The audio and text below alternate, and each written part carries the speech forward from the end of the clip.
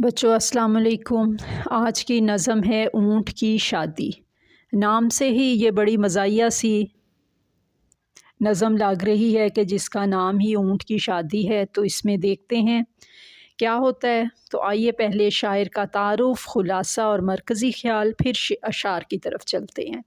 Copy pencil لے لیجئے، مشکل الفاظ کے معنی لکھ لیجئے اور جو بھی آپ کو اہم پوائنٹس لگیں ان کو لکھ لیں۔ جی، شاعر کا نام ہے دلاور فگار۔ ان کا پہلے تعارف شاعر کا۔ تاریخی نام سعید اختر تھا، بعد میں دلاور حسین رکھ دیا گیا۔ آپ 1929 میں شاکر حسین کے گھر شہر صوبہ اتر پردیش میں پیدا ہوئے۔ ابتدا میں فگار تخلص کیا اور یہی وجہ شہرت بنا۔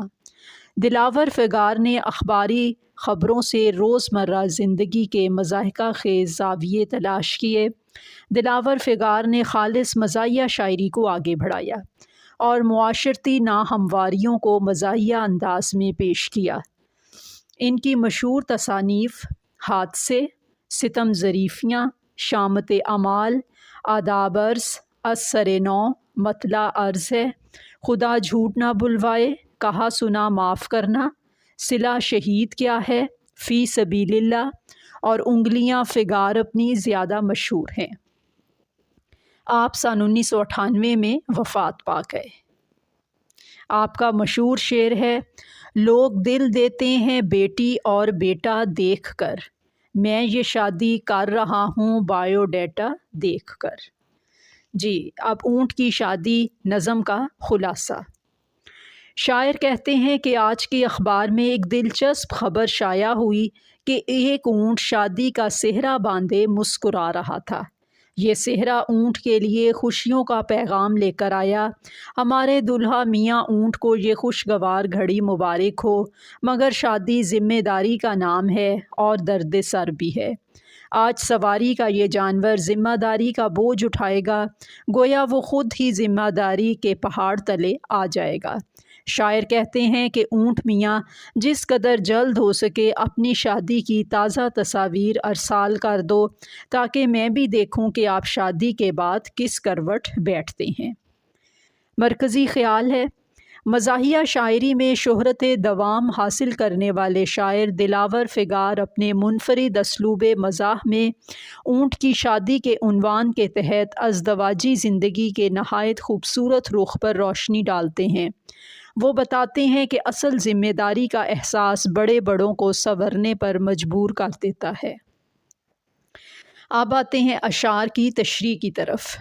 جی، تو بچوں شعر نمبر 1 ہے، نیا یہ آج کے پرچے نے گل کھلایا ہے کہ صحرا باندھ کے ایک اونٹ بل بلایا ہے۔ پرچے، اس سے مراد اخبار میں، گل کھلایا نئی خبر دی، انوکھی خبر دی، صحرا باندھ کے دلہا بن کر، بل بلایا پکار اٹھا، تڑپ اٹھا۔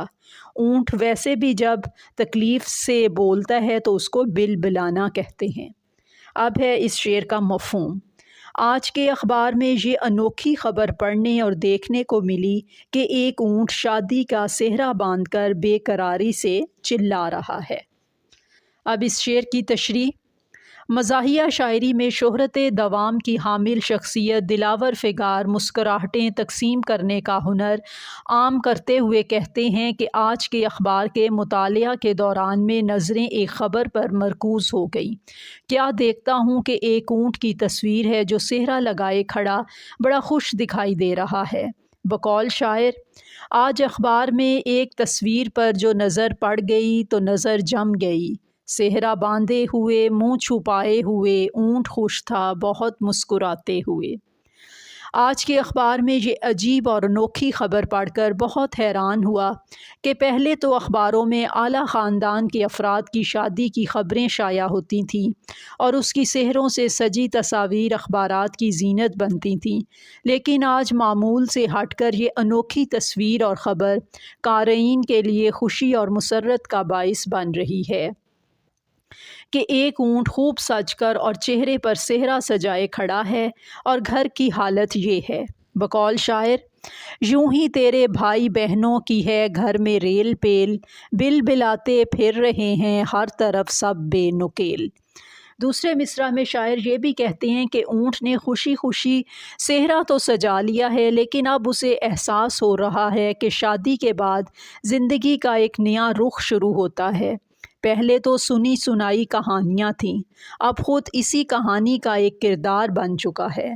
बेशुमार शादीशुदा अफराद के अफसाने उसके सामने हैं, इसलिए आइंदा आने वाली मुश्किलात को देखकर ऊँट भी पुकार उठा, तड़प उठा है और खूब परेशान दिखाई देता है, क्योंकि मियाँ बीवी की उम्रें पूछें तो तब मालूम हुआ 55 साल की लड़की है और 70 साल का लड़का है।